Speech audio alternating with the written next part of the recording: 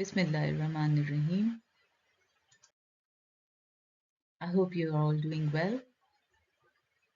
May Allah subhanahu wa ta'ala bless you with knowledge, skill, and attitudes to help humanity.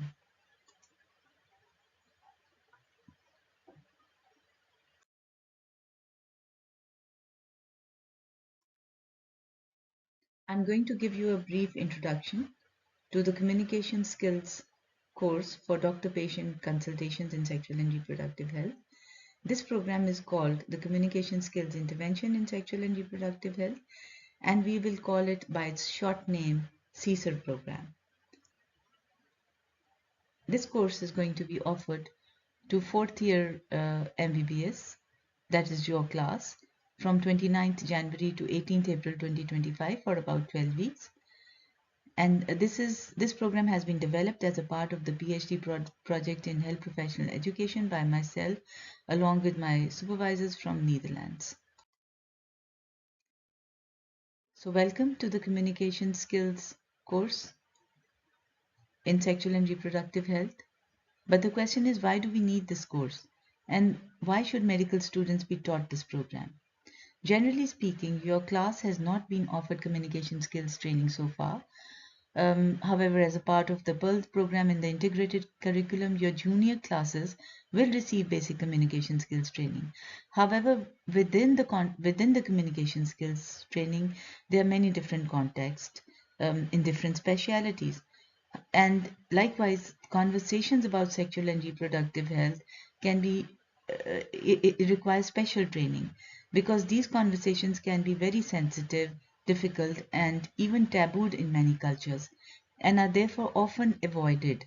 Both doctors as well as patients are hesitant to discuss their sexual and reproductive health issues in patient encounters, and so it negatively impacts women's health.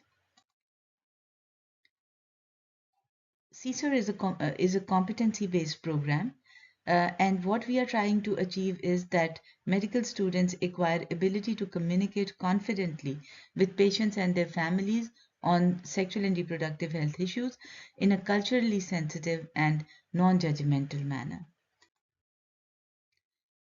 This program has 6 modules, which will be covered in the next 12 weeks.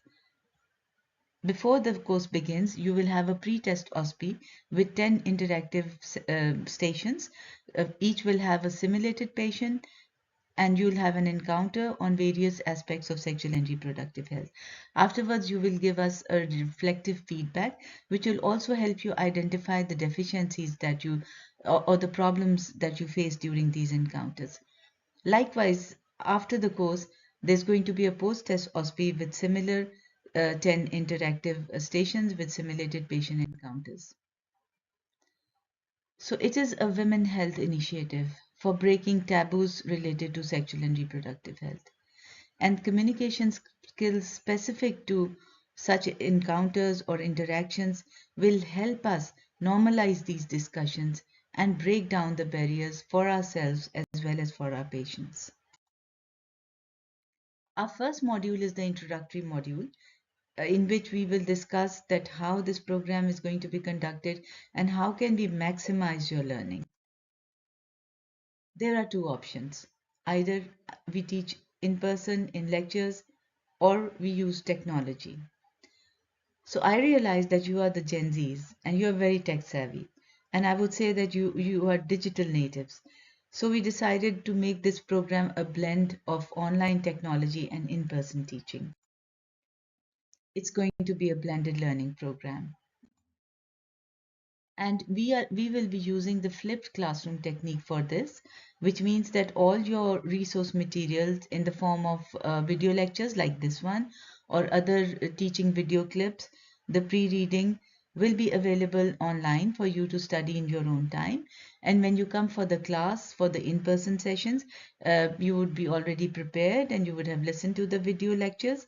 And in the class, therefore, we will have enough time to practice the patient encounters with simulated patients, role players, and real patients, and you will also perform several group activities.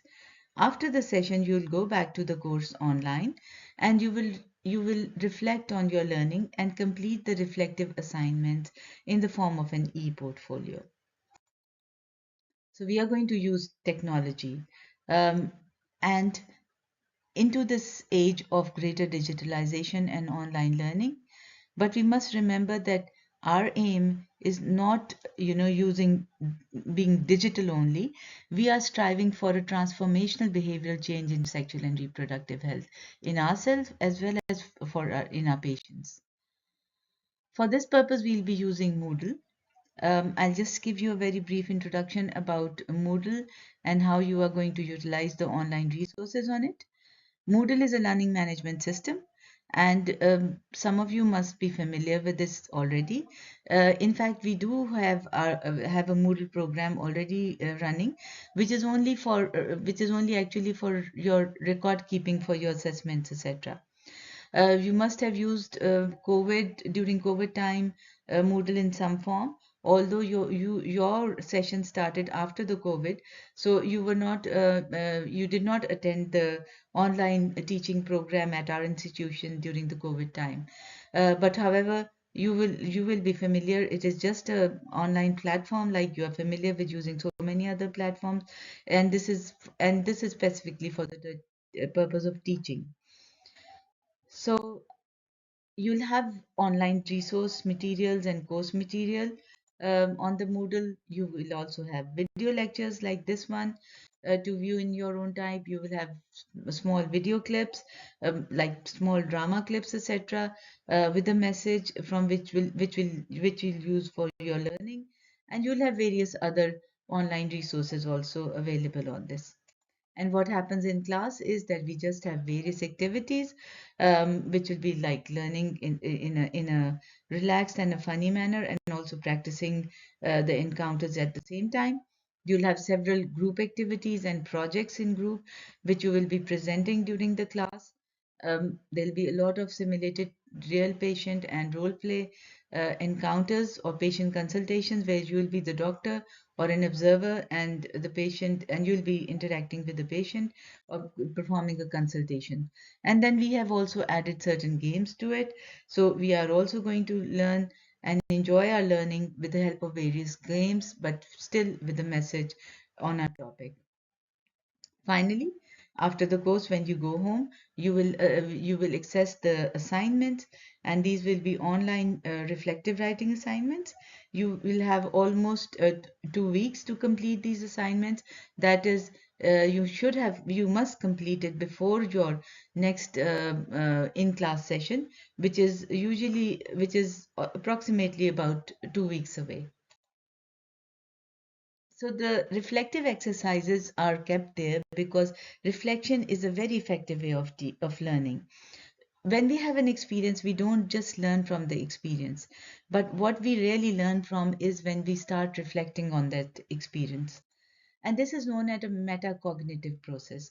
That is, your learning starts before the experience, it happens during the experience and after the experience, because through this learning, you develop a greater understanding both on yourself and the situation or the learning experience. And so that you are able to apply this knowledge or gain from the experience and the reflection into the future encounters, in our case, future encounters with the patients in sexual and reproductive health. So based on these reflective assignments, you will develop a reflective portfolio. It will be an e-portfolio, which will include your self-reflection, your critical thinking about your learning experience, your personal values, emotions, and professional goals. Just to explain you further the reflective cycle, which is with reference to the Gibbs reflective cycle, you have a certain experience and you write what you experienced. So this should not be just a summary, but just a briefly telling us that what happened. And then the real thing is that you must write what were you thinking and feeling at that time. Uh, and then you evaluate that what was good or bad about this experience, and finally you also analyze that what was within this experience that made sense for you, and make a conclusion, that also evaluating yourself, that how can you could have done it better, how could you have done it differently to improve your performance? So you are evaluating yourself as well, and then you develop an action plan for the future, that if such a situation arises in the future, how are you going to deal with it? So you see that through this process you have gone through all these steps to finally learn in a way that you have a plan for future as well. So when you are giving an reflective assignment, you must keep these steps in mind and cover all of these 6 points in your reflective writing. Your reflective writing should not just be a summary of what happened, that this happened, I encountered the patient said this, I said this. No, this is much more than that. You have to follow these 6 steps and give us an action plan that how you are going to use it in future. And then your learning experience will become concrete and you will be able to use it in future.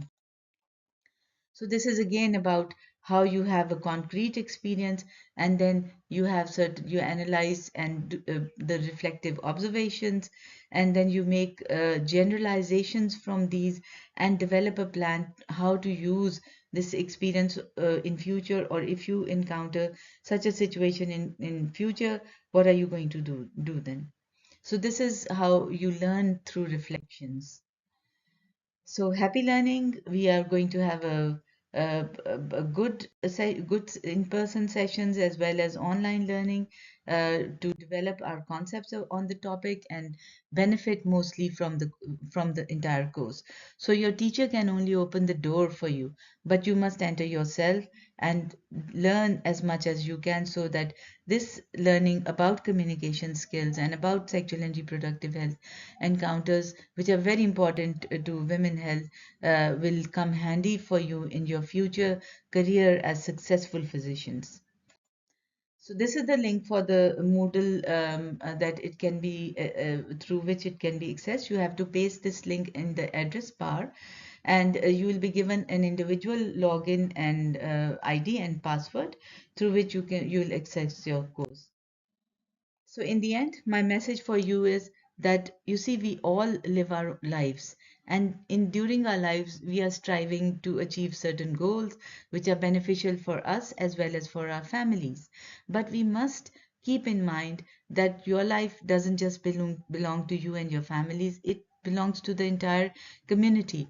And as long as we live, we must make use of this situation to help people as much as we can, um, so that uh, so that when you pass away, you should have this joy in your heart that that you have been useful to people. Your life is not just a brief candle for yourself, but it was a torch for the community, a splendid torch for the community from which many people have benefited, and it should burn as brightly as possible before handing it over to the future generations. So not just the community, but the future generation should also benefit from your learning and your practice as physicians. Thank you so much. That's all that I have to say for today. If you have any questions, we have a discussion forum on the Moodle. You can post them there or ask them in the in-person sessions from me. So thank you so much.